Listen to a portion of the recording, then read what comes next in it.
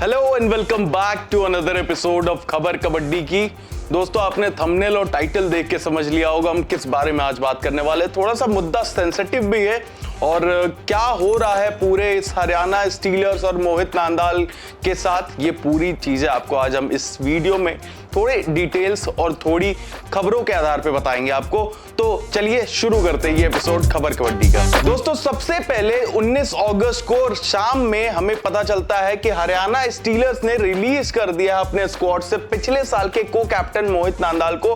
पिछले सीजन जयदीप और मोहित नांदाल दोनों ही कैप्टन थे हरियाणा स्टीलर्स के। हरियाणा ने एक सोशल मीडिया पोस्ट के जरिए हमें ये इंफॉर्मेशन दी। उसके बाद ये आग की तरह फैंस में फैल गया खबर, जो कि सबसे स्ट्रॉन्ग डिफेंस के तौर पे देखा जा रहा था जिस टीम को, उसका मेन लीडर ही गायब हो गया। पिछले बार का कैप्टन को ही रिमूव कर दिया गया स्क्वाड को।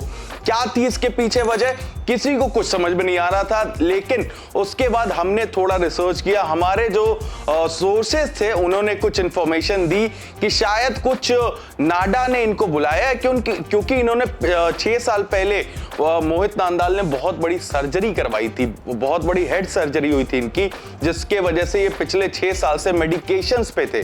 तो अब जब कोई भी स्पोर्ट्स का प्लेयर होता है, अगर वो किसी भी मेडिकेशन पे हो, वो उसको गो थ्रू करवाना पड़ता है नाडा के थ्रू। अब हमें ये खबर पता चली थी कि नाडा ने शायद कॉल आउट किया है। अब क्या ये पूरा मुद्दा था, ये हमें समझ में नहीं आ रहा था।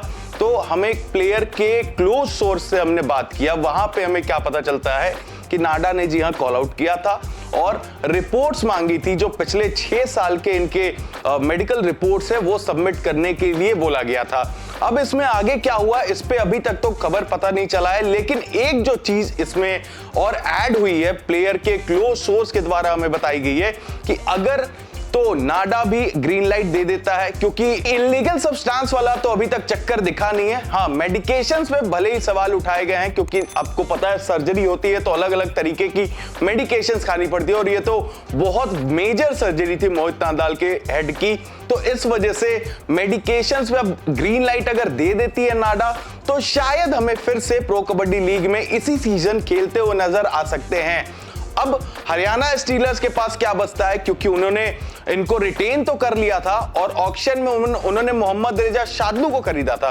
एक चीज जो यहां पे सही नहीं बैठ रही है, वो चीज ये है दोस्तों कि पीकेएल के ऑक्शन के दिन अगर आप प्रो कबड्डी लीग का वेबसाइट देख रहे थे तो उसमें हरियाणा स्टीलर्स के रिटेन प्लेयर्स के कैटेगरीज में मोहित नांदाल का नाम नहीं आ रहा था। तो क्या ये संकेत है कि लीग को और टीम को दोनों को पहले से पता था ये चीज? ये उसी तरफ संकेत कर रहा है कि दोनों को पहले से इन चीजों के बारे में पता चल गया था कि कुछ हलचल हो रही है बैकग्राउंड में।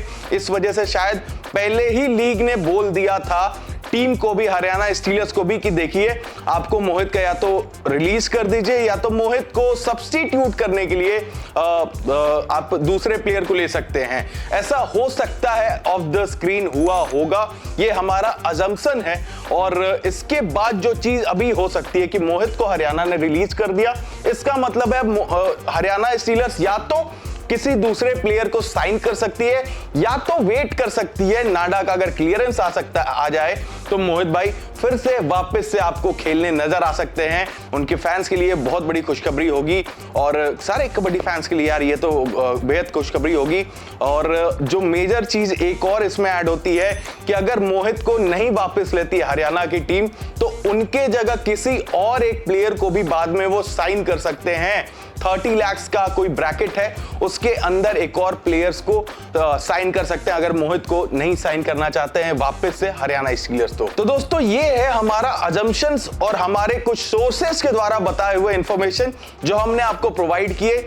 आपका क्या कहना है इस पूरे जो वाक्या चल रहा है, जो पूरा कंट्रोवर्सी चल रहा है, उसके ऊपर आपका क्या कहना है? आप किस साइड पे हो? आपका क्या मानना है, क्या हुआ है? तो हमें जरूर बताइएगा कमेंट्स में। जैसे ही हमें कुछ और अपडेट्स मिलते हैं हम आपके साथ शेयर जरूर करेंगे। तो दोस्तों, अब हम आपको मिलते हैं अगले एपिसोड में। तब तक के लिए ऐसे ही लाइक से सब्सक्राइब कर दीजिएगा चैनल को अगर थोड़ी सी भी वीडियो पसंद आई हो तो।